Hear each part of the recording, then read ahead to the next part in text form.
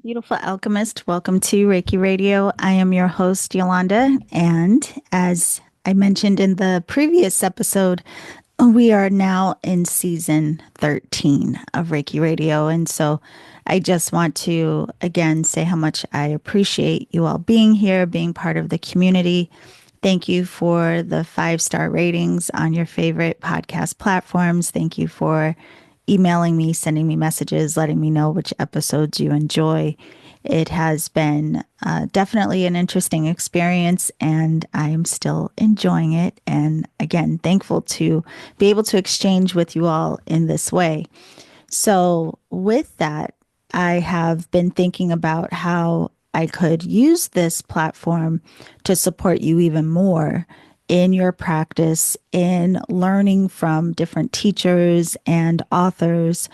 And so we have an upcoming special, I guess we would call it, that will be launching very soon, where you will get even more from some of your favorite guests who have been here on Reiki Radio. I will give you more information about that before these special episodes launch, but I hope that it supports you even more on your path, and really looking forward to sharing all of that with you. But for today, I had a very interesting conversation with a man named Indra Rinzler. And this conversation actually went a bit longer than the podcasts typically do. We usually do about an hour. This is about an hour and a half, but you'll see why. He has a very interesting story. And so Indra is a lifetime spiritual seeker, studying astrology and spirituality for 50 years now. And he lives half the time in the United States, half the year, and the other half of the year he is in Rishikesh, India. And when we had this conversation, he is currently in India. And his story is just very interesting. It's fascinating. Like I said, you will see why. And I hope that it inspires you. I mean, it really, I had an aha moment in the middle of our conversation, really thinking of how fortunate we are that we get to learn from each other's stories, that we can visualize, kind of live vicariously through each other, and also that we're able to envision what will be, what will be possible for us here on this planet. So, yeah, there are so many things lately I feel like have been coming up around how fortunate we are to have the functionality that we have. And that's a lot of what I've been diving into. And Reiki has been a beautiful support in that. But anyway, back to Indra. He is a healer and a teacher, and he offers life readings for clients. And in these life readings that he offers, he uses a blend of astrology and the Enneagram of Personality. We do talk about the Enneagram. I've heard about it, didn't quite understand it, but he does give us some clarity around this. So he uses these two modalities individually and in combination. And the point is really to help people wake up to who they really are. He works to help people live beyond their conditioned stories and to live more in the moment. So, as I mentioned before, Indra is a very interesting personality, and I hope that his story inspires you or brings you to a place of curiosity on your own path. If you want to learn more about Indra and his work, you can go to his website, indrarinzler.com. Of course, the link is down in the show description. He also has a free offer for all of us here listening on Reiki Radio. So you want to be sure to grab those free offers as well. I'll tell you about that on the other side of the conversation. Get comfortable and enjoy. Okay, Indra, I am really looking forward to this conversation. Like I was just telling you before, but I do want to thank you for taking the time to come on the podcast and share with us some of your story. So thank you for being here, first of all. It looks like you're frozen. Oh, can you hear me okay? Yeah, Oh, okay. I can So, hear you now. Yeah, it was frozen. I just changed. I've got three networks that I can change back and forth, so maybe this one will be better. Oh, it's okay. We have editing too, so we'll be okay. Um, but one of the Good, first things I good. wanted to ask you about, I know right now you're currently in India, and I read in your bio that you actually spent 20 years in an ashram.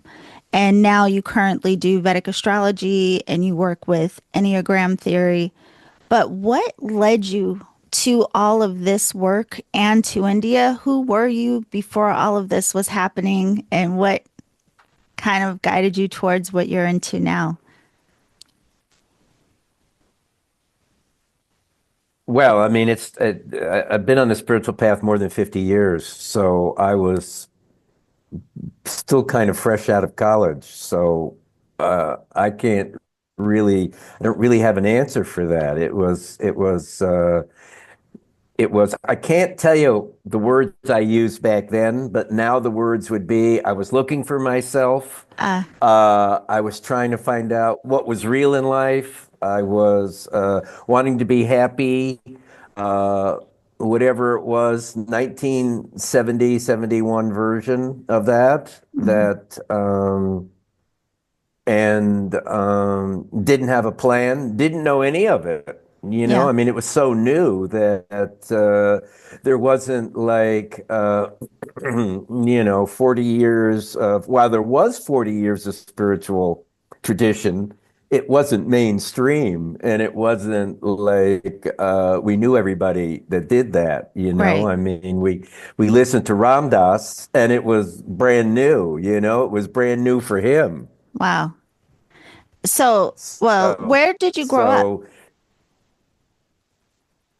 I grew up in New York, in Manhattan. I grew up in the place to be in the 50s, but it didn't feel like a place to be. It felt like a place to be from.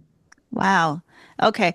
And the reason I was curious is because, even if there was something in you that was seeking more, just kind of wondering what your environment was like. And I imagine, and maybe I'm wrong, that it was very diverse where you were. Is that what kind of prompted this curiosity of who am I? What's the point of life? You don't remember? No, it's not that I don't remember. Oh, I don't think that that is it. I think that and I don't think that my reality was that my parents had both died within 2 years of natural causes. oh, wow. And it wasn't that, oh, my parents died, I need to figure out what life's about. It was Mm, more like my parents died, now I can be free to do to search without any I don't know if questioning is the right word, but I had the impetus to be free to explore without needing to explain or but I remember my father died before he died, maybe in the year in between, he said, I think he basically said, I remember it as I don't care what you do, just be happy. And wow. I think that the motivation was that, again, back then, was this isn't working.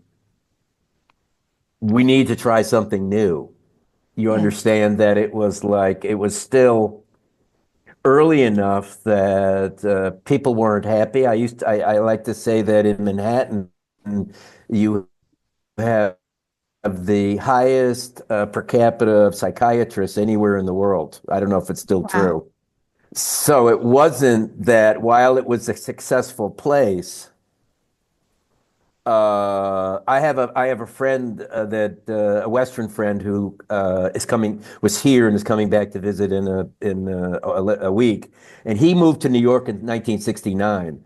But I left New York kind of. I mean, I was there in 68 and 69, but I had graduated from high school and I was like wanting to get out, and he was like from Michigan 69. Oh, come, let's explore New York. I Yeah. wasn't that way. That in the late 60s and the 70s and the 80s, oh, let's explore New York and it's fun and exciting. But I was kind of like that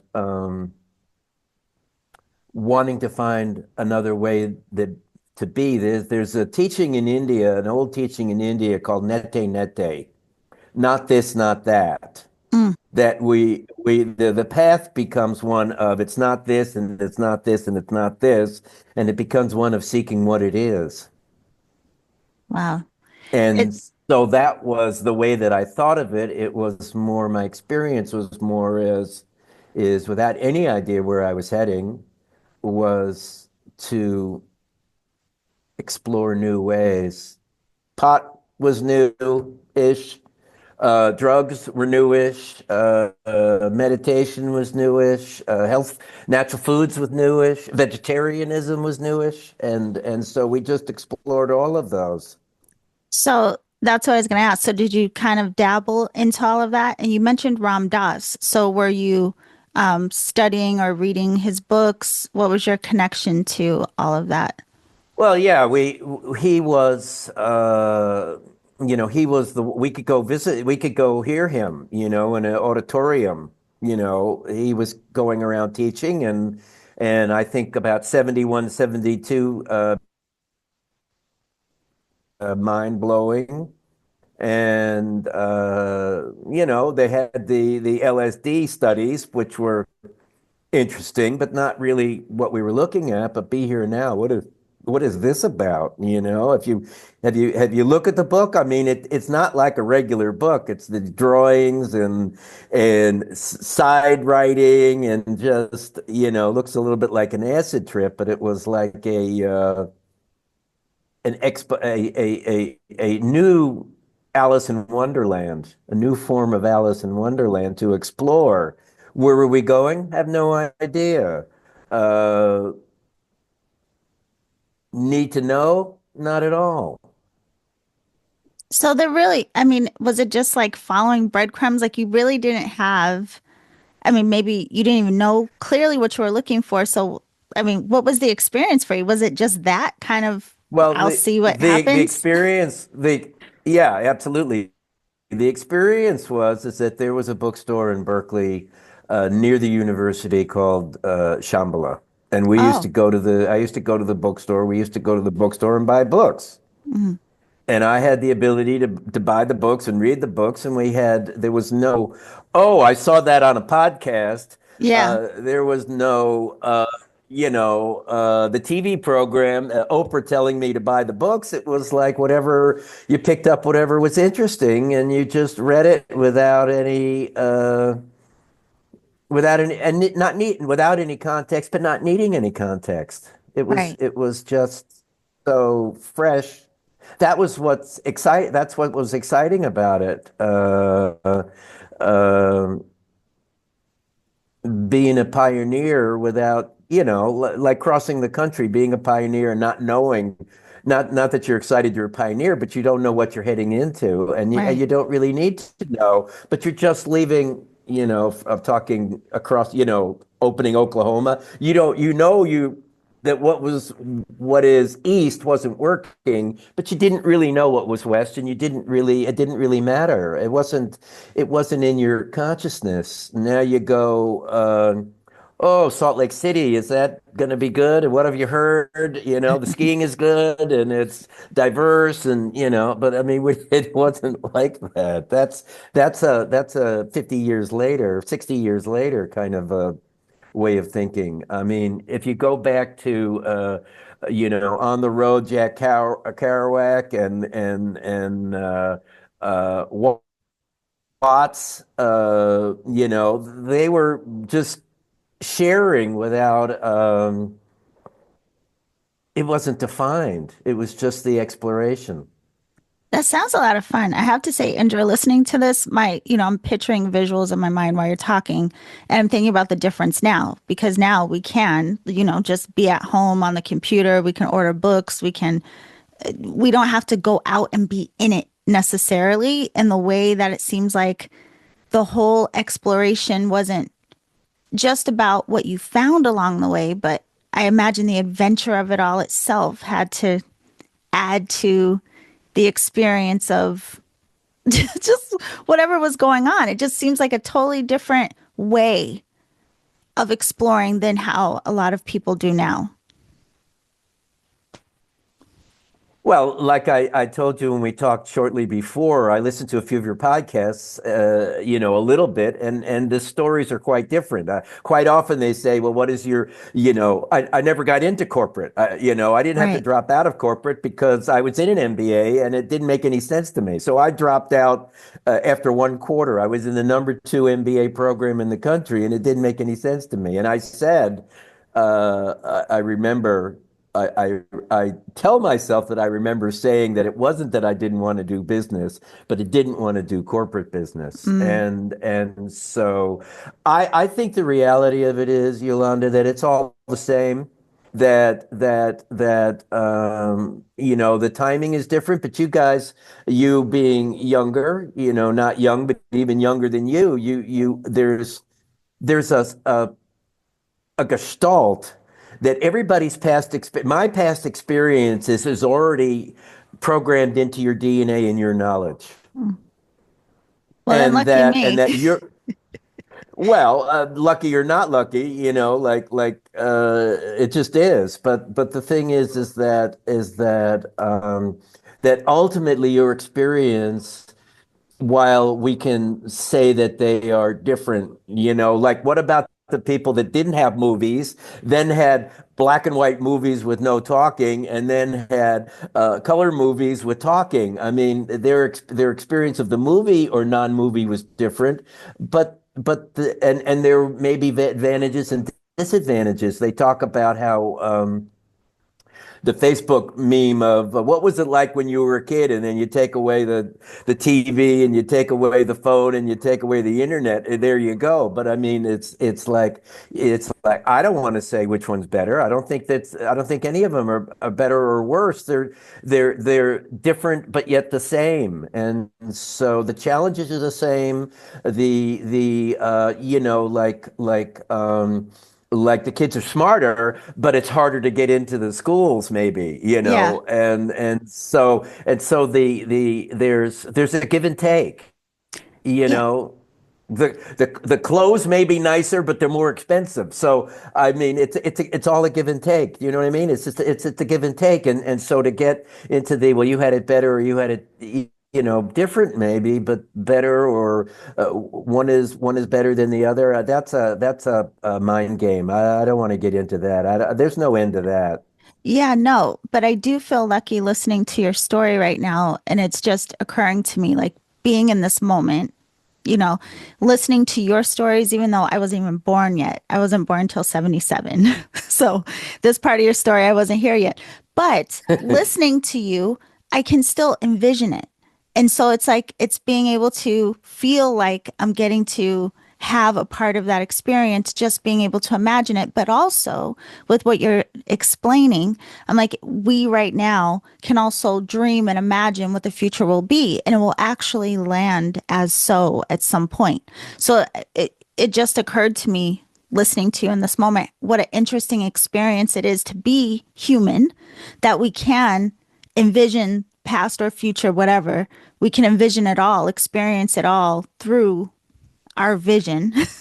But there's just so much through people's storytelling that, like you say, it could already be in my DNA. But hearing you say it now, I feel like, wow, what an adventure. How Uh, incredible that must have been. So I do feel lucky talking to you right now, Indra, I have to say. But okay, so you were curious and with the books. So Shambhala Press, I mean, they're still around today and they are in connection with the organization. Did reading those books also then connect you into the organization itself? Did you start meditation with no? So it was just like your personal practice.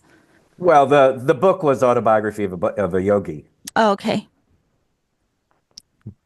And I you became a I became a Yogananda disciple in the '70s, and the community I lived in was Yogananda, dedicated to Yogananda. So that was the one particular book, but all of the books were just different. They were all just an opening up different viewpoints and different information, and some books you never pick up. I mean, some Yeah. subjects you never pick up, and other subjects you get pulled to. And there was no idea, there was no oh, that's good or bad. It just was a pull that I had enough. And then you sort of start with why. I have no idea why, and I didn't really know I had it in me. I remember as a college freshman thinking the two subjects I'm not at all interested in is politics and religion. Mm. And then I end up dedicating my life to spirituality. So what do I know, Yeah. But the thing is that it was following breadcrumbs. It was one step by one step. It was what felt right. And it was the ability, what was exciting was that it wasn't all known. Hmm. It wasn't that it wasn't known to me. It was that it wasn't really known that we Right. were, you go back to the music of the 60s, you say 77, probably heard a little bit of the music of the 60s, and that's sort of the energy of it when the 60s people are sitting around talking about it up at Cass Elliott's house and hanging together and writing songs. That was their version of the 60s, but we had our own version of the 60s, but it wasn't around music and becoming popular. It was the exploration of the newness of it. Yeah. So interestingly, because you did mention how this became part of the community that you became a part of, like even reading the book and the teachings of Yogananda. And I know that we have some places here that were started by or are based on the teachings of Yogananda. Like here in San Diego, I live in San Sure. Diego. We have SRF Yeah, and sure. these kinds of things. Yeah, So, SRF, yeah. did you start being a part of those kinds of communities here in the States, or what got you over into India? How did you make that transition? Well, well, I lived in this spiritual community dedicated to Yogananda for 20 years. So there were some Indian samskars in the community. I came to India first time in 86. And when I left the community, I said that I left the community and I separated, my wife and I separated. And if you'd have said 6 months earlier, what did you want to do? I would have said, I want to go to India and I want to go to Hawaii. And so then 6 months later, what happened is that I met a teacher who you talked about, I think you mentioned Enneagram and astrology. So I wanted to learn when I learned Enneagram in 99, I immediately felt that there was a connection with astrology. And I called into me a teacher who had a system for that, who lived in Hawaii, in Kauai, Mm. which was where uh, fantasy wise, I wanted to go. So I ended up, while 6 months before, I would have had the dream, but wouldn't have let myself do that. 6 months later, it became that I'm going to go visit him and then I'm going to go to India. It became a reality. It became a flow rather than a plan. I Yeah. mean, the flow became a plan, but you know what I mean? Yeah. It came from spirit rather than from these are fun things to do. It was directed to do it. And India became the idea of Rishikesh. I knew about Rishikesh, and that word seemed to be of interest to me. And I got one of the strongest inward messages I've ever had was to go to Rishikesh and be and not do. So I came here, where I still am, uh, and was here for 4 or 5 months with a be and not do. Wow. Okay. So I want to back up a little bit to, um, whoa.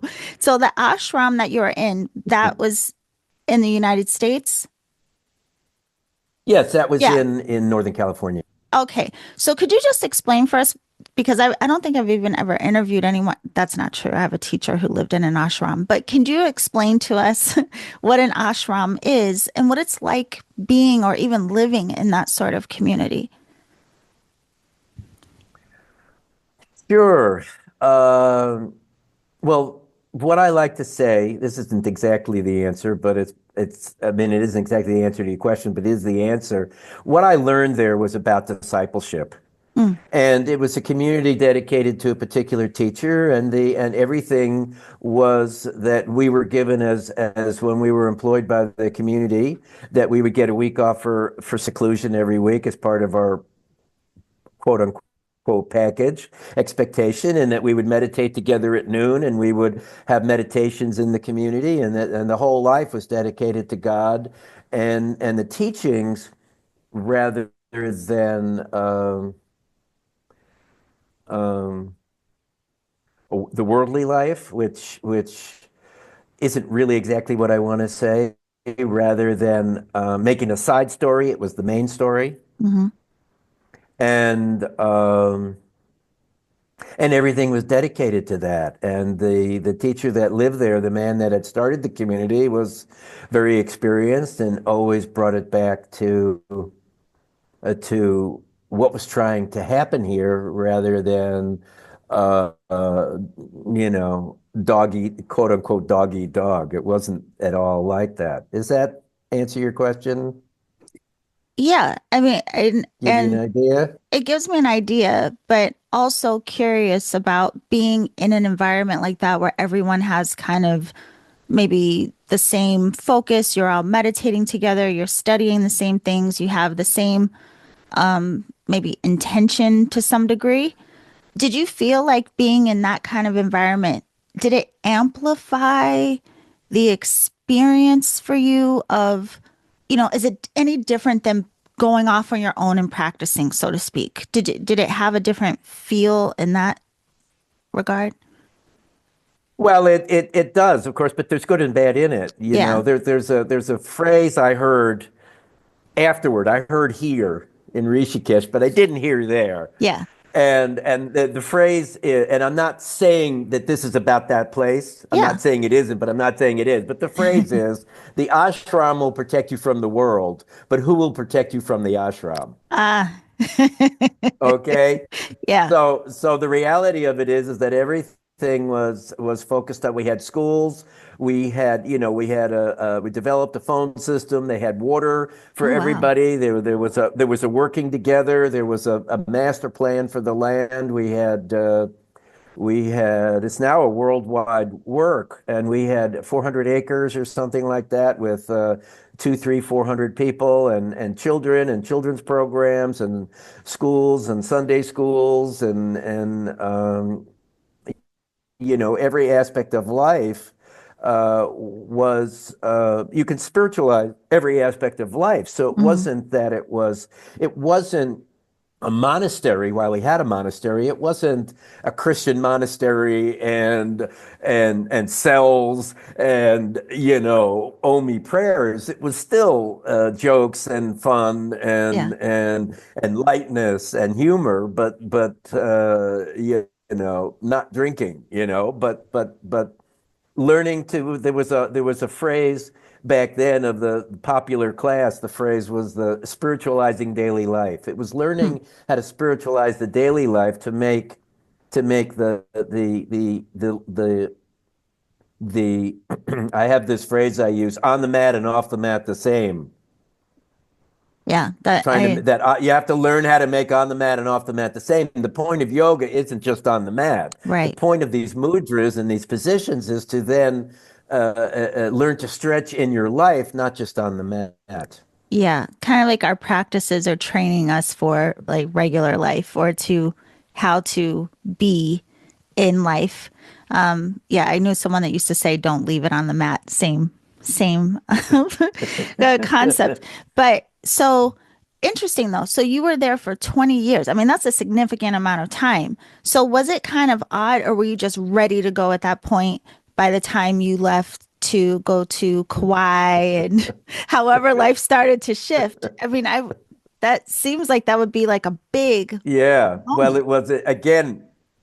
Yeah. Well, once again, Yolanda, it wasn't my plan. It was a Yeah. plan. It was there was a plan. I like to say we used to be asked, "Were your kids planned?" And I'd say yes, but not by us. So there was a plan, but it wasn't my plan. And these are very,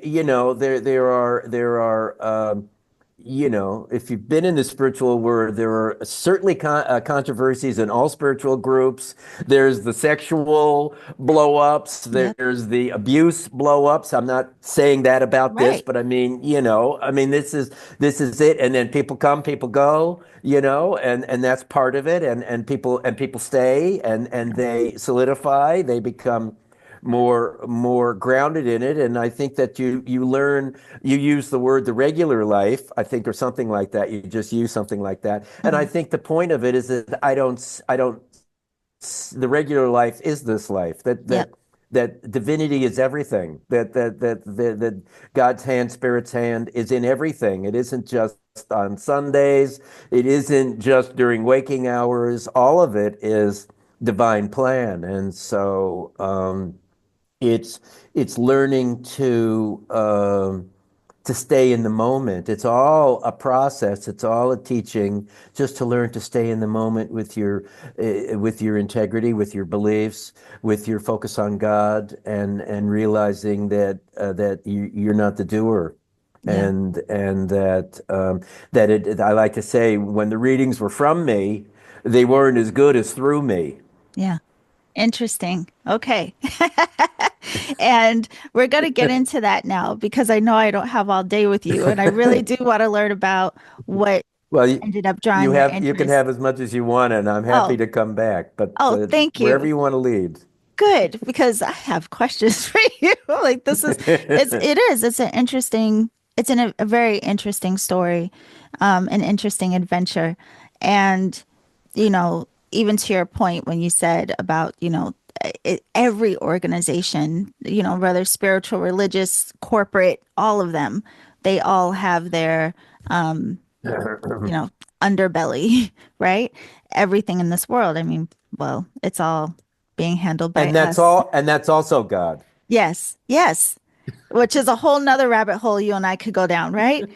But so I'm interested. So you leave the ashram, and then was it in Kauai that this teacher was where you started learning about Enneagram theory, or did that happen in a Well, I different had I place? had taken a class a few months before, and in that weekend class, one of the I didn't tell you, but the many of the books that I picked up at Shambhala bookstore Yeah. in the early '70s were astrology books. So I was way into astrology. Okay. Uh, um, but had reached kind of a dead end with it and didn't really know where to go. But when I went into this Enneagram class, I immediately felt a connection to astrology, between astrology and Enneagram. And so this teacher had a system and he taught me. And it's really interesting because 25 years later, I can't really get any Enneagram people to understand. There is a few that say, wow, I bet there's a connection.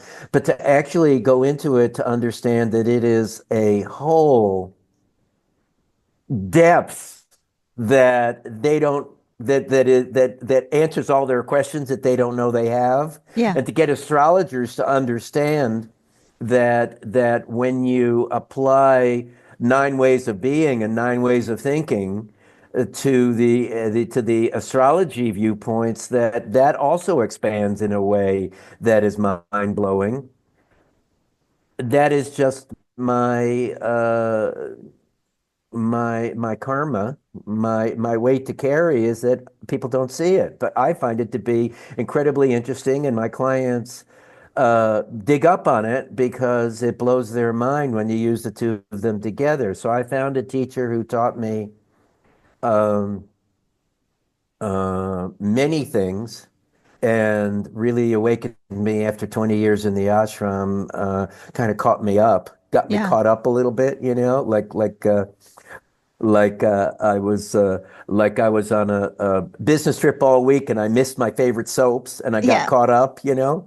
So so that was 2 weeks with him was really mind blowing, and then I went to India, you know, Well, to be.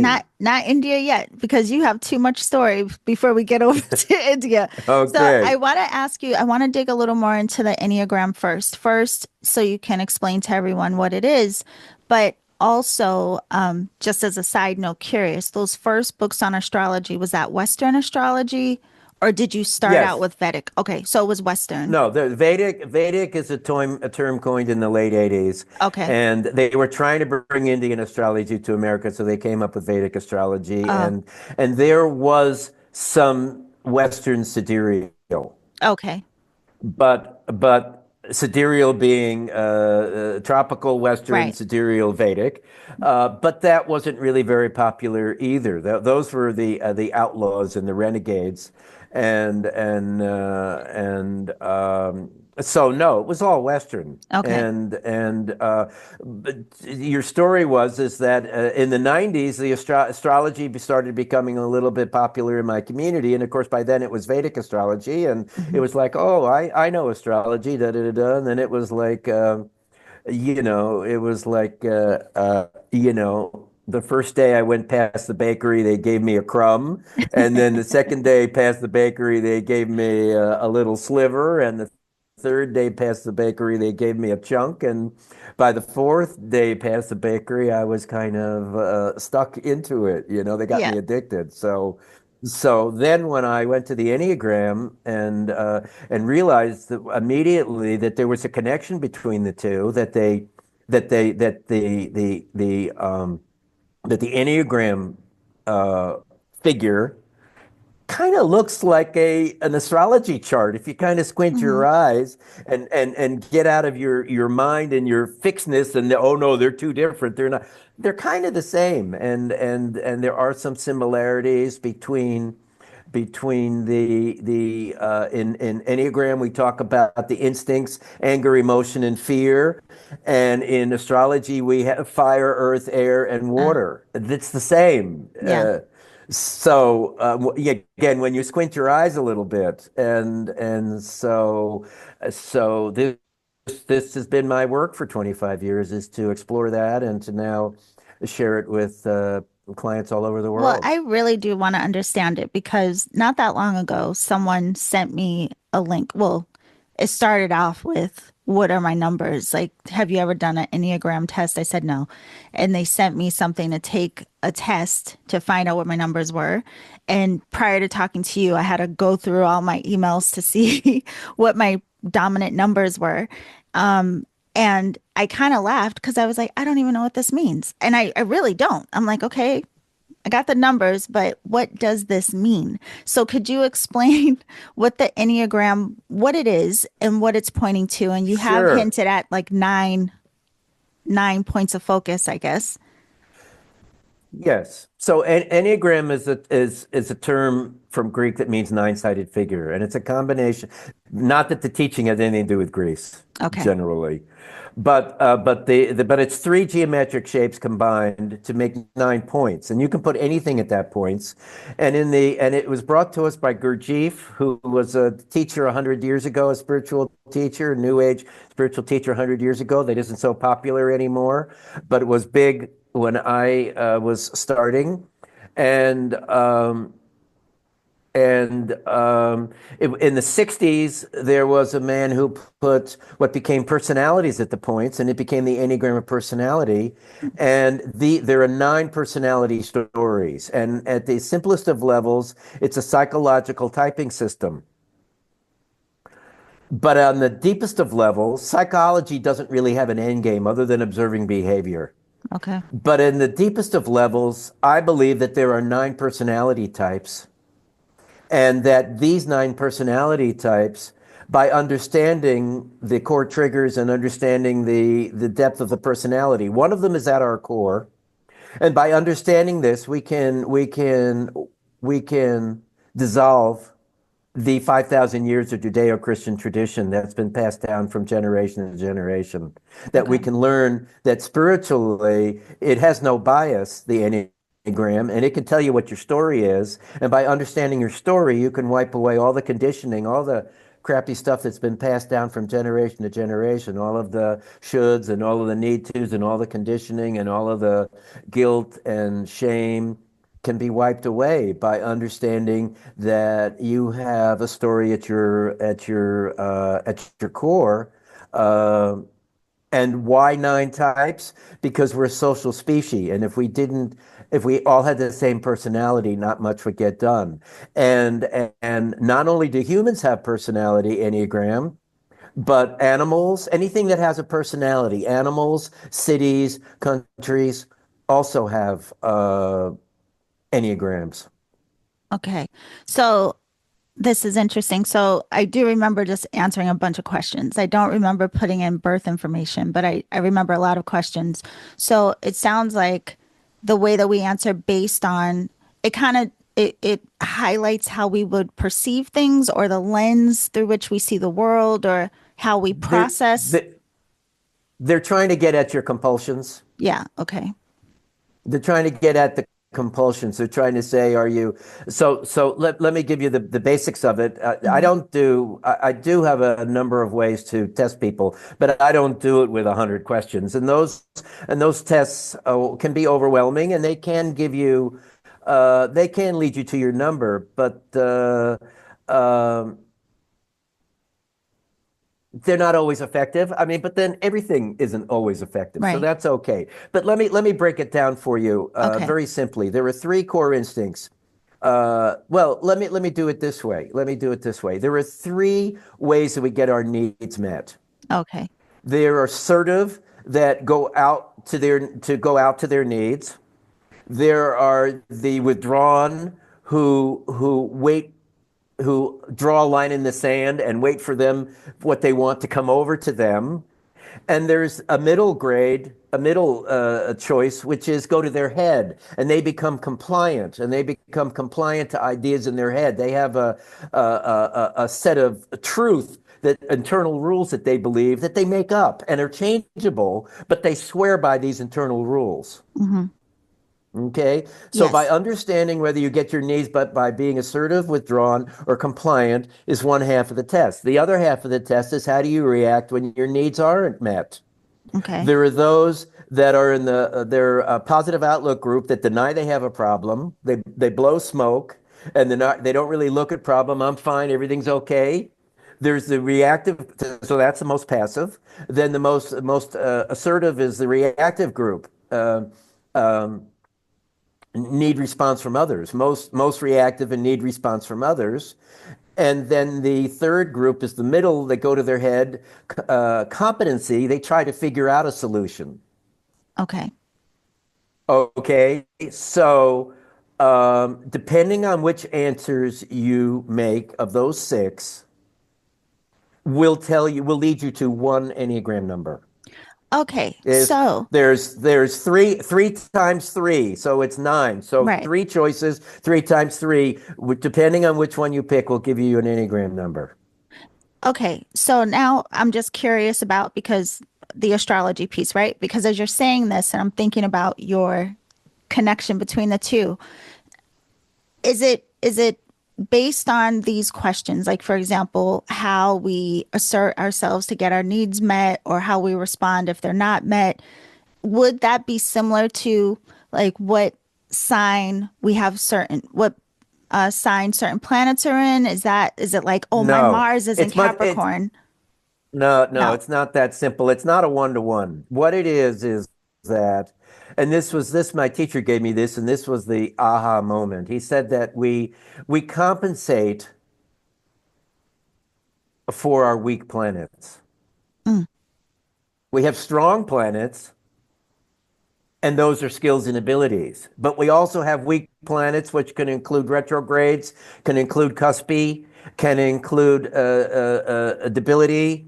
It can be planets that are conjunct debilitated planets, Hmm. debilitated being in its least favorite sign. Right. It's not simply that Mars in Capricorn means a certain number. It's a combination of elements, and the key is that for the and again, this is so, I want to call it genius. It's not my genius. This is such genius. And you wish people would be open to understand. There are three close planets. Emo so the Enneagram is, I told you, anger, that's Mars. Okay.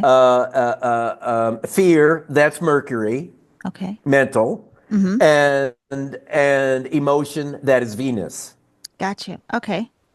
And so for the anger types 8, 9, and 1, they tend to have a Mars that is triggered in some way. Could be very, very strong in an 8 who are the bossiest, but in most cases it's triggered a little way in the Mars. We see it in the Mars. They have a second planet, that's the sun, that their self-image and their Mars are usually triggered in a way that we can look at, and it's in a Vedic chart. It's not in. I don't see it in the Western chart, but I see it in the sidereal chart, and that leads me to an anger story, and then Uh, we can see whether they're outward. There are some differences in the 8, 9, and 1 chart to tell us which anger it is.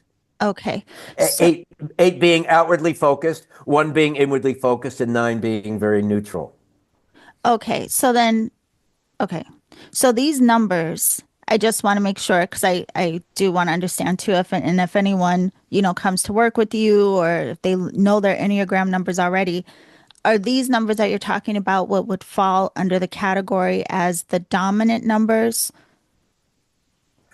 Yeah, well, yes, we have 1 at the core, and the Enneagram, there are 9 points, and so they're numbered one through 9. They also have names, Hmm. but we don't agree on the names. And somewhere early on, they gave numbers. And so when I say 8, 9, and 1, I'm talking about the Enneagram number 8, the Enneagram number 9, and the Enneagram number 1 have anger at their core. Okay. And generally in their charts, you're going to find Mars and Sun triggered. That's why they become anger at their core.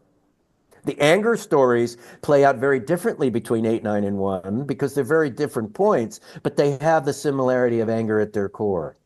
Ooh, well, so one of my numbers is the eight. So when I looked up, my dominant numbers are Okay. 5, 8, and 4. That's what the questionnaire spit out. 5, 8, and 4. So does the Okay. position of the number matter? Like which is most dominant, or just the fact that that's one of my dominants, there's some anger there. Well, the problem is that they're giving you 3 possibilities. Okay. Okay. And 8 in stress goes to 5. And so that's, you may be in stress, you're picking up and answering the 5 questions. Uh, So you could be an 8. I thought maybe you were 3, maybe 4. So 3 and 8 are assertive. And so when you say I didn't think 8, but the eight could be there. It's the most dominant. It's the most assertive. And as I say, eights go to 5 in stress, and so that 77. You're old enough that I like to say the 40s is mostly stress. So when you answer the questions, you're going to come out at 5, but 5 isn't your core. 8 probably is your core. Four and eights are polar opposite. 4 could be what happens in those questions is sometimes conditioning. If you don't know mm, yourself very well, then you answer questions like you're a parent, and so maybe you had a 4 parent. You could be a 4, mhm. but I think you're stronger than that, and so that would be the 8. Would Interesting. be my guess based on what you're saying, and they're giving you. That's why though. I mean, the tests, you took the test great. The tests can be confusing because they give you 3 numbers and you don't know what to do with the 3 Right. numbers. Yeah, I was like, okay, I got these numbers. I don't know what I mean, it gave me Yeah. a summary of, my personality Yeah. type, but yeah. So it would be interesting. It sounds like, I mean, you're interesting enough yourself. Indra. But so when people come to work with you, and you have hinted at, you like to look at the astrology, the sidereal astrology, and then also look at the Enneagram in conjunction with that. So I'm just curious, like, is there a particular point of focus, or do people have to ask you, hey, Indra, I want to know about my personality, or I'm leaning more towards, could you tell me about what I may be more aligned with work? Like, what is it that we can discover about ourselves in this combination? So I only work on spirituality. I'm not really Okay. interested in the mundane life. And I've Yep. come to realize that the readings are about alignment. Mm. When you're in alignment, then the answers to relationship, the answers disappear. The answers come, excuse me, the The answers come and the questions questions. disappear, that it's about alignment. And so Hmm. it's all about spirituality. The first thing I say in a reading is that the reading is essence to essence, from higher self to higher self. We're going to talk about personality, but we're not talking to or from personality, that we want to have this higher level discussion. And then we go into the personality in order to give them their core triggers, their core understanding of themselves. They may know themselves well, or they may not have a clue about themselves, but they need to know how their clock ticks. And then we go into the chart to show them strengths and weaknesses of the chart in order to help them to understand. And with the Enneagram, then we can put it into an Enneagram story in order to explain how it works. To I put the puzzle parts together, not I. Hmm. The reading puts the puzzle parts together. In many cases, most, I mean, definitely give you things you haven't heard, but a lot of this that you've heard, but you've all heard it that like, for example, an eight, and I don't know that you're an eight, but let's just say an eight. An eight is very assertive, but yet they're very prickly around their heart. They're very insecure about on their heart. All of that, I call it all offense and no defense. So when we come to emotions and how do you feel in vulnerability, it's an eight, that's not your skill. And so Oh yeah, I've had to work how on can I that. be, yeah. So how can I be so assertive and yet so not have vulnerability? Well, the eight story explains it, and I can show you in the chart maybe a weak moon or a debilitated moon or whatever it is to show you that while you've got all the strength, Mars is easy to find, and Jupiter is by itself and good, and Rahu, North Node of the moon, is really happy, and Sun is blazing. The moon and maybe Venus too. They're not so happy and they're not so blazing, and so we can explain it. The point of it is to explain it astrological configurations in English so that the mind can understand and then to feel it in the body. The goal isn't to get the mind to understand. That's part of the goal. The goal is to feel it in your body so that when you start getting into vulnerability stories, you go, yeah, I'm not in the moment. I'm leaving the moment. I'm running story now.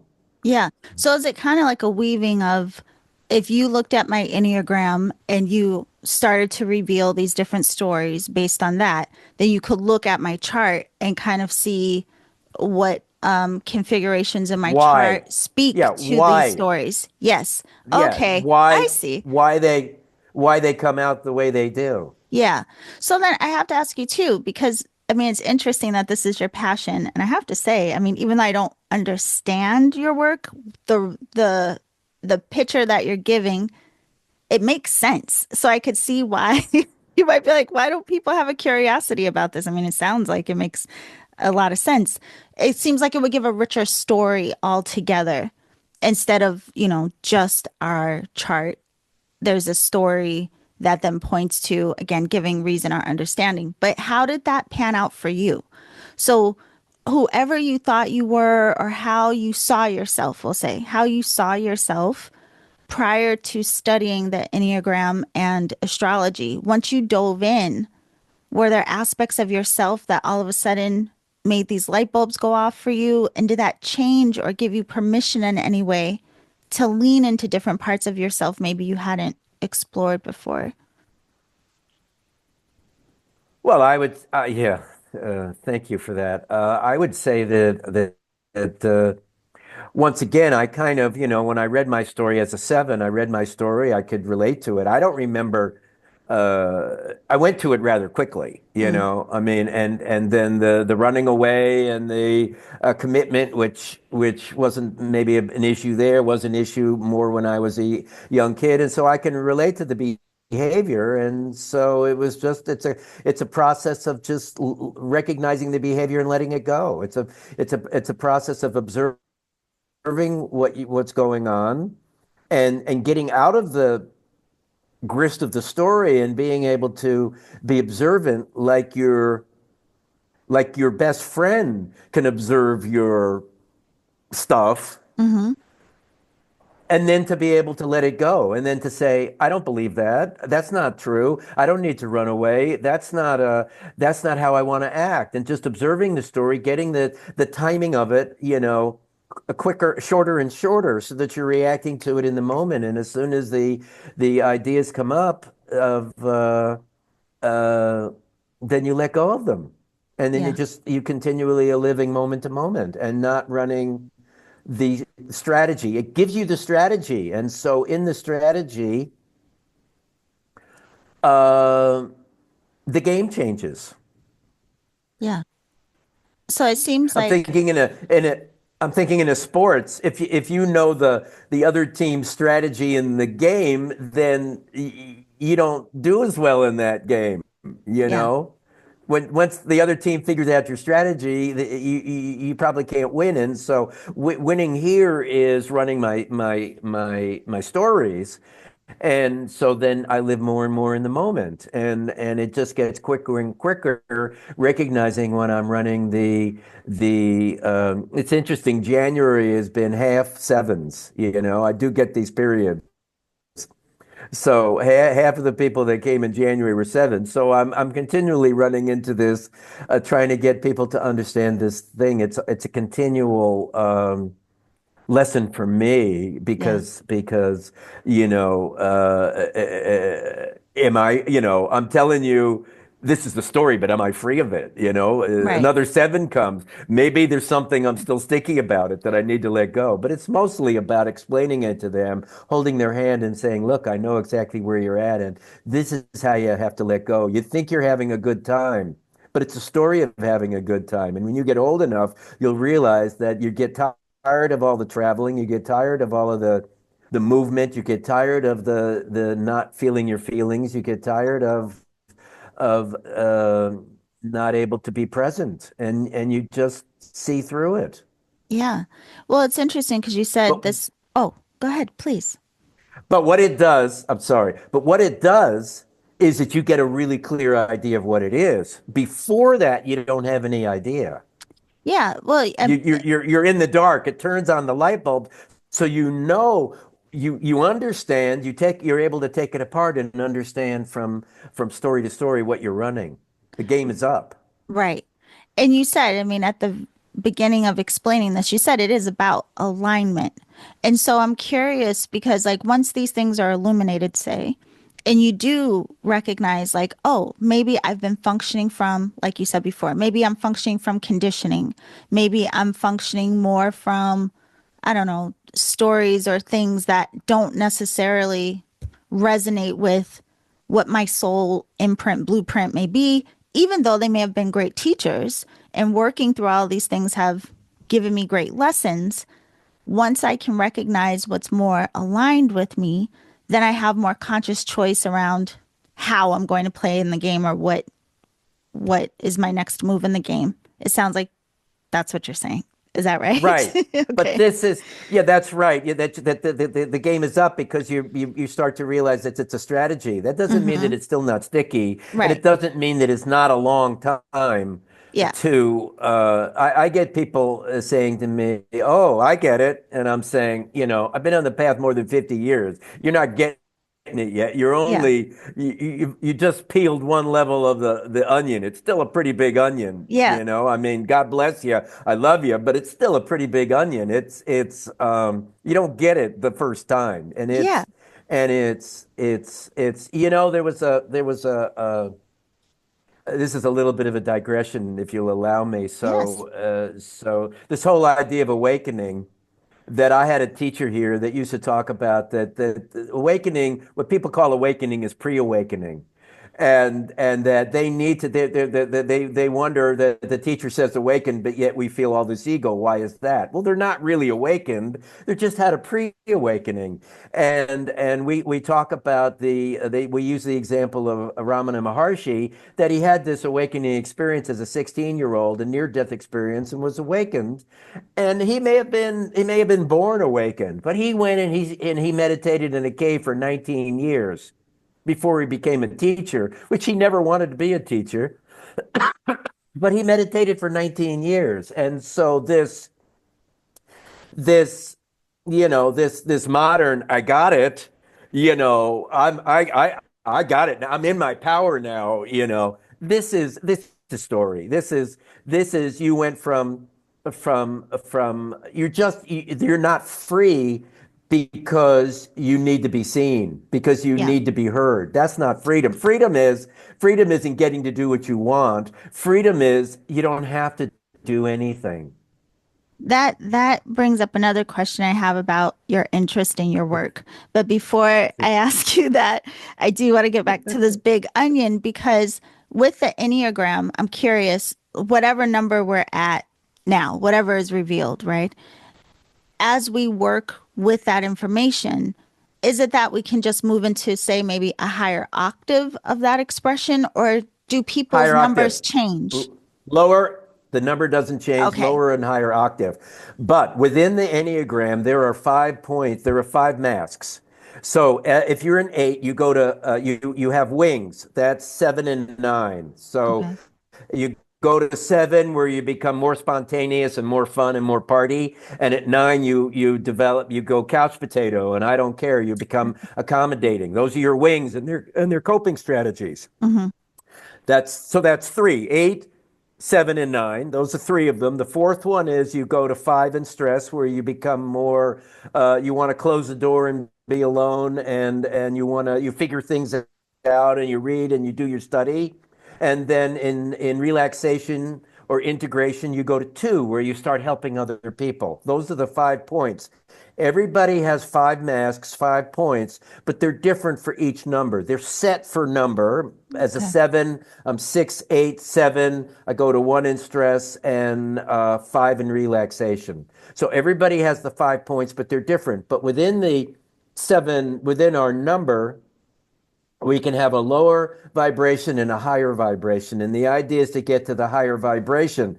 Enlightened, we're still going to have preferences, Mm. but we're Interesting. not going to have compulsions and obsessions about it. Okay. So this kind of tempers out some of like maybe if we do the work, so to speak, this could help us figure out our way of working through and maybe changing or releasing attachments to the things that may cause us suffering or cause us more challenge in life. So it kind of gives us a personalized understanding of how we could best work through whatever our own compulsions may be. Absolutely. Yeah. And a couple of points is that when you have a partner who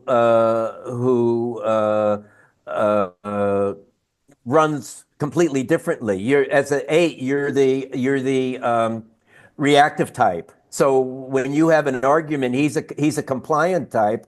You're wanting reaction, and he's saying, "Let me think about it. I can't give you the reaction. I got to go and think about it," and it becomes a problem. He just works a different way. You got to Hmm. when you understand that he works a different way, it's like, okay, honey, I get it now. You got a different makeup. I like to say that everybody knows that everybody else has a balloon, but everybody else's balloon is different than ours. We think it's the same balloon. Yeah. I always say that's how So when we astrology helped. understand No, yeah, go. it's like that in astrology, that everybody has different, but this is really clear. Yeah. This isn't like I got to understand what Pisces in Sun in Pisces means and whether it's good or bad. This is simple. This is like right straightforward. It's very clear that a different number has a completely different story, working on completely different things, does not grok each other. They don't grok each other in the understanding. You can grok when you understand their story. then you can give them the space. It's incredibly helpful in terms of compassion, but it's so simple then. Oh yeah, it's like so clear. But before that, it's like it blows away all the fog just almost immediately. It's interesting you gave that example. It just I just remembered one of my dearest friends who is a sun in Pisces loves the Enneagram. And I mean, she talks about her number all the time. And I'm just like, I have no idea what you're talking about. She's going to be very excited about this conversation. But okay, so you mentioned about pre-awakening. So not necessarily that we're having these big like, ooh, we're enlightened, but these pre-awakening. And I remember in reading about you and your work, there was this interest around the yugas. And so, and I've never explored it. I've not studied it, but I've heard people say how we're in the Kali Yuga and like, oh, it's like so terrible. Was curious. I wanted to ask you, one, if you could tell us what the yugas are about, but also, there must be a gift in this age, right? I mean, it can't just be like, oh God, we just got to hurry up and get out of this. It's terrible. There must be a purpose or like some gift in being in this phase. And if there is, could you tell us what it is? Well, let me start with that. The Okay. gift is that it's the lowest and densest age, and the densest age is matter. And so I like to give this made up story that we're in heaven or astral plane or whatever, and God or an angel says to us, "Oh, you were kind of jealous last time, and you have some jealousy in you." And you go, "Whatever, I'm up here, everything's groovy, I love everybody." Okay, now switch to the next cartoon figure. Now you're in the physical plane world, and your best friend that you just mentioned is walking away from you holding the hand of your partner. Uh, Now you know what jealousy is. That's the value of got Kali it. Yuga, is that it's so obvious, even I get it, that it Got is it. so dense that, I mean, the high side is that we get to taste oranges and we get to see sunsets and we get to see clouds and enjoy rain. In Southern California, you enjoy rain when you get it. It's not a problem. It's a good thing. It's worthy of dancing, but the other side of it is that all of our attachments and all of our uh, strategies and all of our insecurities come out in such dense ways that we can they're so painful that we Mm, have the impetus to change them. got it. That's the value of the Kali Yuga. I'm glad you explained that because anytime I've heard it, it always just seemed like we're just a bunch of dummies in this age and like we got to get out of here. We got to get back to the golden age. And when I was reading about you, again, your work, I was like, I wonder, I mean, there must be a gift in this. I mean, we wouldn't just be in this age for no good reason, right? So, could you explain to us what are the yugas and is it like a is it based on our collective consciousness how we move into the next or is it a different is it just moving regardless and we just have to kind of catch up so to speak?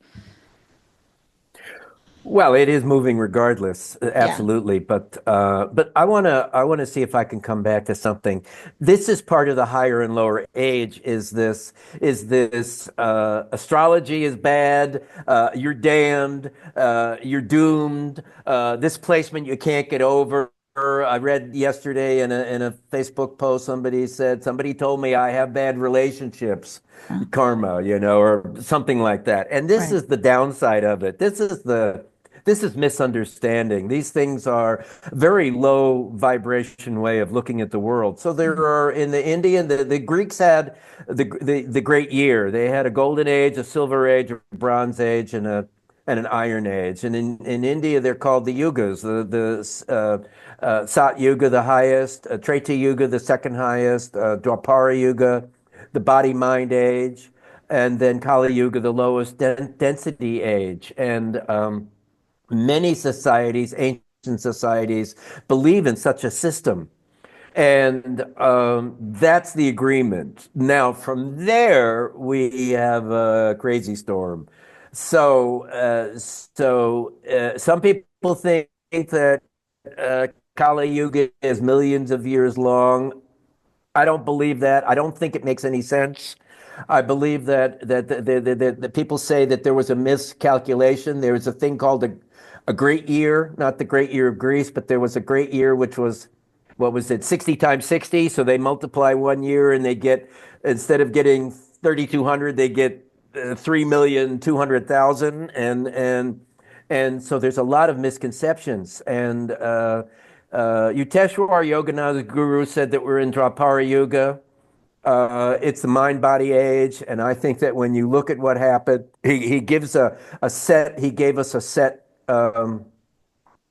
laying out of the years. Everybody in India thinks we're still in Kali Yuga. I like to say, he said that Dwapara Yuga was 2,000 years long. If you take the gestation, the human gestation of 9 months, and you divide that by, he said 1900 was the start of Dwapara Yuga. Okay, so we're 125 years into 2,000 years. If you divide that by 9 months, we're 2 weeks in. We don't even know we're pregnant. Okay. Yeah.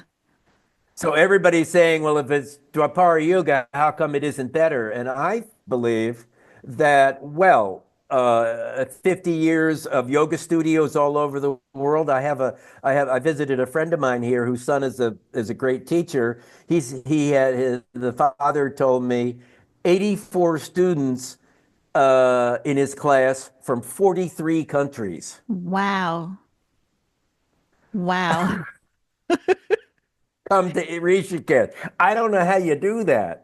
84 86 or 7 students in 43 countries. How do you do that? That is Right. Dwapara Yuga. Mind body connection, feng shui, healing of the body, sound healing. I like to say Henry VIII didn't say to any of his wives, hey, let's take the doctors and let's go down and have a health clinic day for the villagers. It's a good idea. I think we'll do it twice a week. This is Right. universal health care. This age's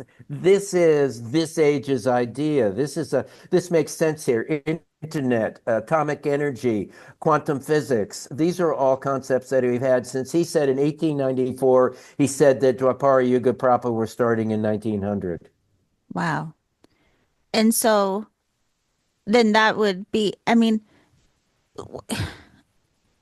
is it possible, or do they talk about this in the yugas, that even though that mind body might be a like the most obvious characteristic of that particular age, and then in the Kali Yuga there may be other descriptors that give clear indication of being in that age, is there kind of, wouldn't there be in the transition a little bit of like bleeding over where you would maybe notice some of both sides of the fence, or are they just like hard line, this is this age and this is this age? No, they don't seem to be hard lines at all. And the teaching is that in any age, there are people of all ages in it. Oh, And so we can look at the destruction of the family. We can look at autism. We can look at, and we can see bad stuff happening. And we can go to astrologers who will tell us that you're doomed and you're bad and this is bad and you'll never get over. And all of the bad stuff we would associate with Kali Yuga, that's just they're being stuck in this way of thinking. But it's just as easily to be able to see the good in life and to see the positive happening and to see the growth. I do this with the clients all the time. That I had a lady that I've worked with quite a bit and who was down in the dumps about something when I talked to her a few days ago. And then I said, well, look, when I started working with you, you were running this, and this, and you don't run that anymore. Oh, yeah. So in a day, we go from Kali Yuga to Dwapara Yuga to Sat Yuga. yeah. Moment to moment, we're in those vibrations. We get to a high moment and everything's clear and you love everybody. Sat Yuga, baby. So it's like us Body individually, mind connection. our consciousness can kind of like vacillate between these different ages, so to speak. But then as a collective, which way does it go? So like let's just say if we were at the fourth, at the bottom of the rung, would it be that the direction is to then go all the way, burn it to the ground to rebuild into the golden, or would it be that you go from the bottom to the previous, like you go from four to three? Do you know what I Well, mean? I'm not sure I answer that. I am not sure I understand the question, but let me say this: that if you go, if you go to Gaza, and I don't want to get political, it Yeah. probably feels like Kali Yuga. Mm-hmm. Okay, if you go to Rainbow Gathering, you go to Costa Rica and the yoga class, and everybody's wonderful at the moment, and they're chanting Sat Yuga. So same planet, Right. happening at the same moment, Yeah. different levels of consciousness. It goes through the day. You have a coworker that pisses you off, and you yell at him Kali Yuga. You give him a big hug. Dwapara Yuga. You give him everything you have, Sat Yuga. Yeah. So No, that it so makes sense what you're it's saying, a but it's an energy. It's right. an energy. It's Right. it's not a it's not a fact. It's not a solid. It's an energy, and it's simultaneously happening at every moment. Yeah. So, And the but this is opportunity there is for you to buy in wherever you choose to. And that's what sounds very interesting about what you're saying, Indra, because it seems like when people talk about this, it just sounds like as a group, everyone on the planet is kind of stuck in a particular age. But it sounds like with what you're saying, we can kind of move through the ages in consciousness or in our expression, no matter where we may be planetarily, or that all of them are expressing on the planet at the same time anyway. Absolutely. And Yeah. there is a lot of misconceptions out there. Okay. This is all. Now I'm gonna have to. You're giving me a lot to think about. No, but it is very interesting, and I'm so glad that. People don't know what they're talking about, but that doesn't mean they don't talk about it. Yeah, yeah, yeah, There are personalities that don't talk about it, yeah. but mostly there are personalities that talk about it, even though they don't know what they're talking about, and they have the loudest voices. Interesting. And I've seen this. I've witnessed it. So I do have another question for you too, because again, I mean, you are in your of yourself are a big onion, right? In your work, there is talk about this wheel of totality, but I was very Uh, curious because of the whole pointing to the potential of revealing our blind spots. So I know you said I can have you for a while, but I don't want to take advantage. But could you explain a little no, bit you about do whatever this you want. wheel of I'm happy to be totality? here. Thank you so Yeah, much. I'm so glad this to is a be here with this is you. a big teaching, okay? Okay. So Spirit gave me this. I mean, Okay. I can't say it any other way. I won't go into the particular story, there was some physical plane circumstances, but Spirit gave me this, and the understanding was, again, please, you have to understand that I was out of the box. Seven, I was never in the box. I left MBA not wanting to be in the corporate world in 1970, Mm, 1969, 1970. Didn't work for me. yeah. Can't say why, don't care why. Yeah. So there are lots of stories about empty planets in astrology. Most of them will say empty houses, not empty planet, empty Yeah. houses. This is about empty houses. So most of the astrologers will say, well, you look to the ruler. I like to say, if you're having an operation, do you want the doctor on Skype halfway across the solar system, or do you want them there in the room with you? I think Mm, that is BS. That is, we don't have an answer, so we're going to tell you to look to the ruler. I don't think it tells you anything. mhm. What was given to me is that each house contains awareness. Each house has awareness in it, Okay. higher awareness. But if you don't have a planet there, then the wisdom of that awareness is a blind spot. Mm, And we don't start working on them until 50. Why is that? Because in 20s and 30s, we're mostly building up ego and identity. We're not interested in deficiencies. mhm. So I say, if you're 20 and I say you need to open your heart, you're going to say, no, I don't. But if I tell you at 50, you're going to say, you're the third person that told me this week, tell me more. That's why you can begin to work on the deficiencies at 50. So the wheel of totality it takes overlays the natal chart, again, the sidereal chart onto the wheel of totality, and I don't use outer planets.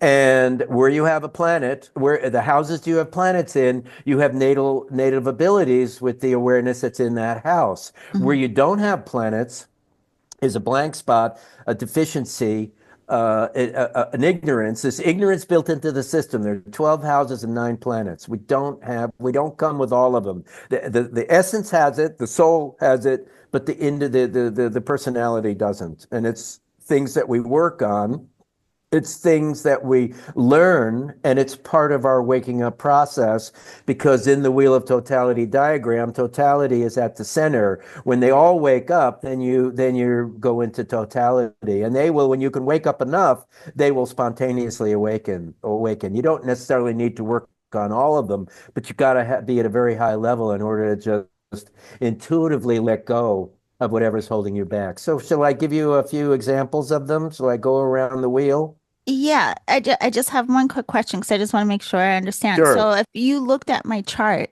in the houses that do have planets, those, let's say, would it be more like those are areas that might be gifts, challenges, I might have things to refine, but the houses that are empty, it's almost like I'm oblivious to or really need to consciously choose to work on those particular areas.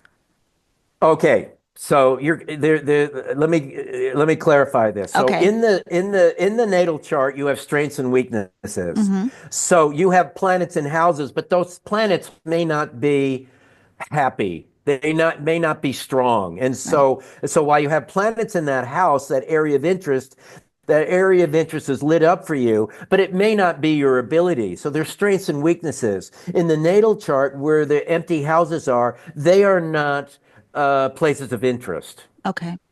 They Okay. do you knit? No. Do you knit? No. Okay, so your knitting house is empty. Okay. Okay, and that's Yes. fine. You don't Yes. need to knit. Yeah. Okay. But now in the Wheel of Totality, we're talking about, and I like to say, somebody said, well, it's not astrology. This is way before astrology. Hmm. Astrology is mundane. This is guttural astrology. This is way before astrology. This is that each house, and this is spirituality. This is waking up on the highest level. This is a very intense, very deep reading.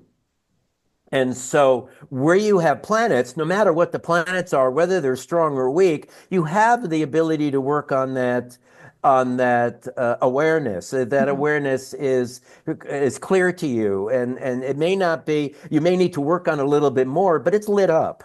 Yeah. Where you don't have any planets, those awarenesses are really blank, and they're not even in on your radar. Got you. Let me give Okay. you. Let me go around the wheel, and it should become clearer. Okay. Okay. Yes. So the first house is discovering who you really are. Okay. So if you have a planet there, then you have the ability to discover who you really are. But if you don't have a planet there, then that ability to discover who you are, to know who you are, you have to come into the identity of the personality in order to let go of it, to discover who you really are as essence.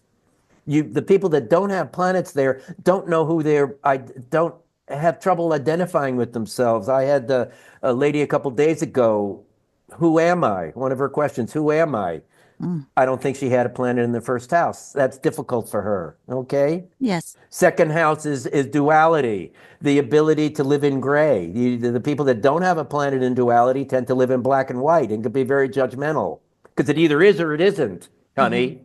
It either Yeah. is or it isn't. But in gray, I can love someone but not like what they do. I can be hungry but not meal hungry. I can be tired but not sleepy tired. You can live in gray and then see all possibilities. Second house. Third house is the house of confidence. It's the ability to let go of the mind, the stories in the mind. You have planets there, you have stories, but you're able to see through them. Without planets there, the mind isn't so active, but you don't have that ability to see through the stories. Whatever stories you have, you can get stuck in them. Okay. Okay, you want me to keep going? Yes, please. That's the idea. Yeah. Okay, so the fourth house is heart. Heart is the key word is home. Home is not only where you live, but it's your groundedness in your own being. And so when you feel grounded in your own being, then you can open your heart. And when you open your heart, then you feel self-compassion and you feel vulnerability. So not to say that fourth house and eight have a combination, but if you are an eight, then maybe you don't have a planet in the fourth house, and opening that heart and being vulnerable and having self-compassion can be difficult. Now, Okay, not saying it's your I story, just but want to just tell you trying this. to. Yes, I do have a copy of my sidereal chart because I just recently, for the first time, had a sidereal reading. So I'm definitely going to look after I'm done talking to you. But I just happened Okay. to grab my tropical just because I'm like, oh, let me just see for, and my fourth house is empty. The first three have Okay. planets. But anyway, I am Okay. going to check the sidereal. Yes. And what about the fifth? Okay. And so I'm not trying to I'm trying to personalize it, but I'm not Yeah. trying to accuse you or No, I label know. you. You No, no, no. understand? I'm okay. Okay. Yes. Okay, so the fifth house is I call God. It's called God. It starts as giving our power away to a man on the throne, and it becomes the realization that there's a cosmic intelligence. And when Mm, we realize there's a cosmic intelligence, then we can trust and accept what is. wow. Okay, fifth house in natal astrology is about creativity. So this is that is self-expression. This is much higher. This is the ability to trust and accept what is. It's a whole different vibration Yeah. from natal astrology. Okay, sixth house is practice. Practice starts as staring at a candle or doing yoga meditation, becomes living in undisturbed consciousness 24/7. That Wow. on the mat and off the mat have to be the same. That's the practice. Yes. Okay. Seventh house is seeing through conditioning. People that don't have a planet in seven have trouble with conditioning. They buy into conditioning stories. You can't heal conditioning stories because it's not your story. You only can let go. You can only realize that you're buying into something that isn't true for you. It's true for your family, society, but it's not true for you. Yeah. So you have to let go of conditioning stories. You can't heal them. So if you have a planet there, then conditioning isn't a problem, generally a problem. Yeah. Okay. Eighth house is no separation. People that don't have a planet there feel in separation. There is no separation. There's only the feeling of separate.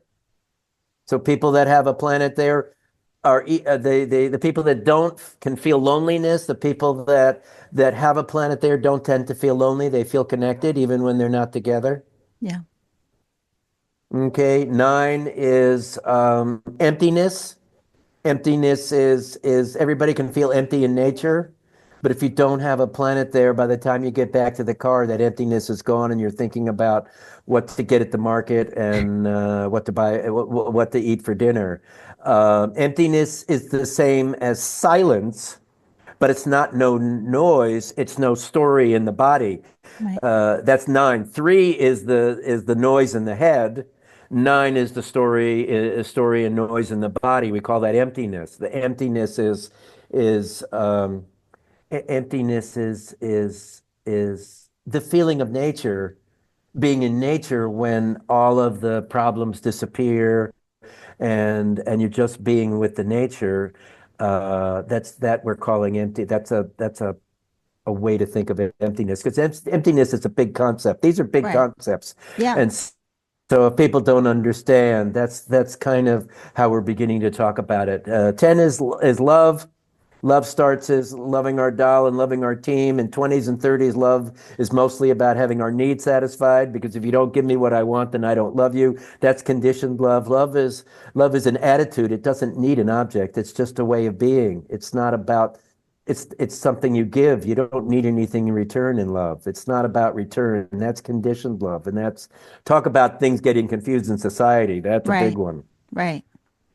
Okay, 11 is realization, the ability to realize the ability to surrender everything, that we are not the doer, that things just appear, that things come to us, through us, not from us. It's not from me. And 11 is um, I just a think second. 12. Yeah, 12. Yeah, 12, right. Um, impermanence, everything changes. It's about being able to change. It's the freedom of realizing that things change. People that don't have a planet there tend to hold up. They don't relax on vacation till it's half over. They have trouble getting out of the routine and then needing to get back into routine. People that have planets in 12 are more flowy with the changes. Interesting. Yeah, I'm And definitely. you may recognize, you and listeners out there, you may recognize some of these as either a skill or a not skill. It's kind of you either have it or you either get it or you don't. It's like what's he talking about? You don't have a planet there, and it's like yeah, I relate to that. Whether you're good at it, whether you're really good at it or not, but it's something that you've thought about and you vibe with, and you probably have a planet there. Yeah. Well, have you tested this? I mean, I mean, I know you do sidereal, and believe me, I'm going to look at my sidereal chart after and see which houses may be empty. But even looking at my tropical, the three houses, there's only three houses that are empty, but everything that you said, I mean, it made sense. So I wonder if it could apply either way. Have you tested that, or it's Well, very I different? haven't tested it, but the reality of it is that some tropical charts and some sidereal charts house-wise will be the same. But Okay. you're probably including things that I wouldn't include. I'm only including the visible Oh, not planets the outer and planets. north, not the outer Right. planets, and I do include north and south node of the moon. And I've tested this on I would imagine between 500, 800, 900 clients. And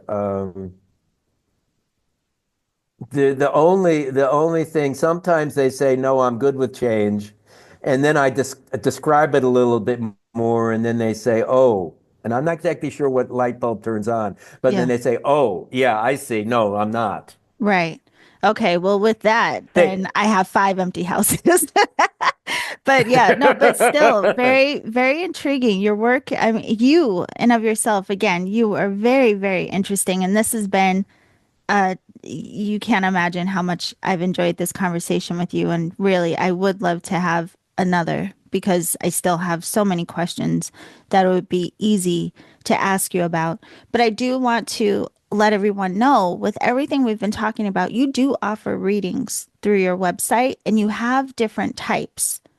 So are those still available? Are you taking a break right now? Can people still work with you? no, Okay. absolutely.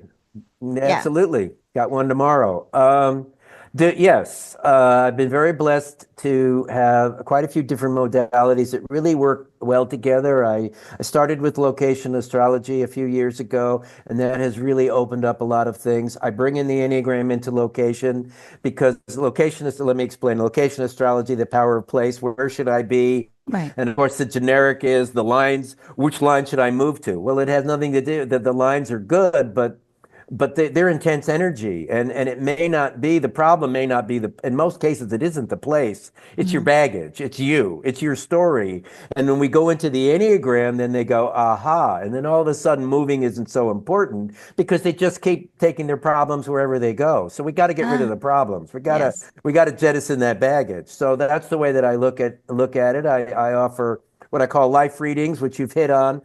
That's the Enneagram, the Vedic astrology, and the Wheel of Totality. I have spiritual progress readings with the Enneagram and the Wheel of Totality, and something called the Navamsha chart, which is the chart of who we become in our 60s.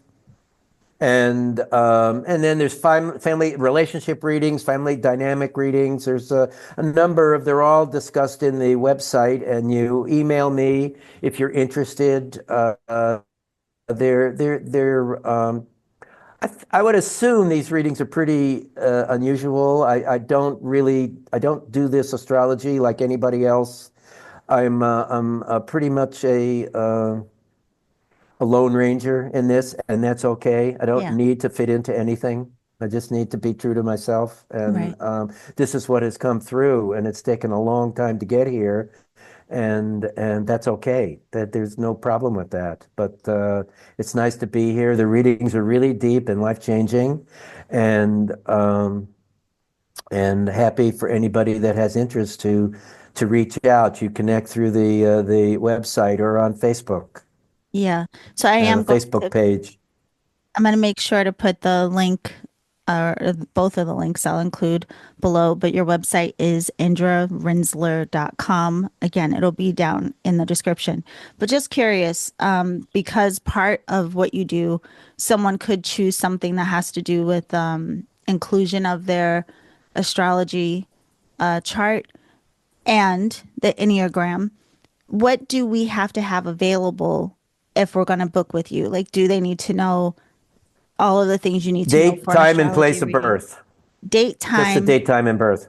Okay. Date, time, and place of birth. Date, time, and place of birth. And in terms of the piece with the Enneagram, is there anything We'll that, work on it together. I will oh, send them a perfect. test to pre-take, a very simple test, not a 80 worder, but just a simple 5 or 10 minute, which Hmm. it could be easy or hard. And that's a start. And if you don't do it, that's fine. And then we'll start in on another test and go from there. Oh, that sounds pretty good. Well, everyone, I want to thank you for all of us, Indra. I really have I want enjoyed to this. Yes. I want to give you. It sounds like you're closing. I want to give you. I have two free offers that I want to give to the Oh, people out please. there. Thank you. Okay, so the Yes. two free offers are this. If you write me at my email, indrarinzler@gmail.com, if you send me those three pieces of information, uh, date, time, and place of birth, then I will send you your Vedic astrology chart. Wow. And it's not a reading, but I will Right. make a couple of comments and I will send you a little bit so that you will begin to understand how to not interpret it, but at least understand it because it's rectangular, it's not round. Yeah.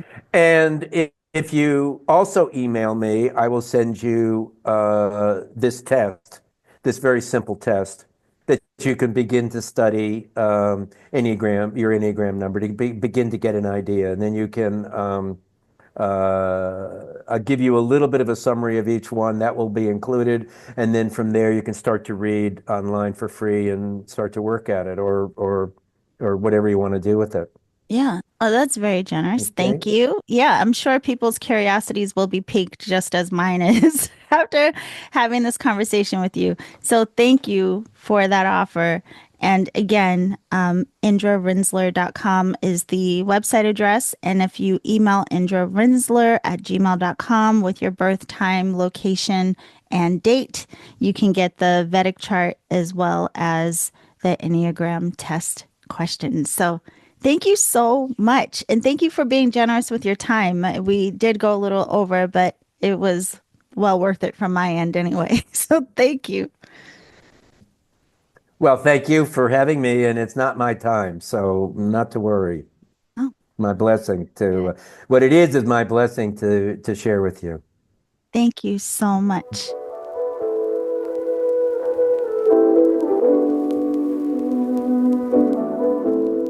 Okay, beautiful alchemist. I want to first of all thank Indra for coming to share with us here on Reiki Radio.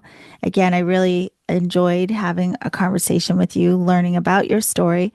And for all of you listening, the free offer that Indra has, if you would like a free copy of your Vedic astrology chart, or if you would like to take his free Enneagram test, you can email Indra at indrarinzler@gmail.com. I will put that information down in the show description. He is offering these tools for free so that you can start to do some of your own investigation, do some of your own research, to have more understanding about your traits and personality and all of the things that we discussed. If you want to go deeper and have a reading with Indra, you can find more information on his website, which is indrarinzler.com. So I thank you all for being here again. There is something very special I look forward to sharing with you here on Reiki Radio. If you do have anything that you want to discuss about the podcast, about your path, the episodes, don't forget that I have monthly gatherings that are free. We have Reiki Radio roundtable discussions once a month now. They are on the first Monday of every month. And we also have the Seeker Circle, which is also free on the second Sunday of every month. If you would like to join either one of those discussions, you can go download the Energetic Alchemist app. So you can download it from the Apple App Store or from Google Play for Androids. And there's free content available for you. But in the free content, you will find access to the Reiki Radio roundtables. And that's where you will find the links to join these monthly discussions. You can also join me in classes. There are some that are going on now, and there are more that are coming up throughout the year. And you can register for those on my website, theenergeticalchemist.com. So it has been quite busy practicing Reiki, sharing more layers of Reiki in the practice with those of you on the community, in the community. And I thank you for joining me for these wonderful events. I look forward to meeting more of you as the year goes on. And yeah, that's it for today. I will see you very soon. Remember to always journey in love.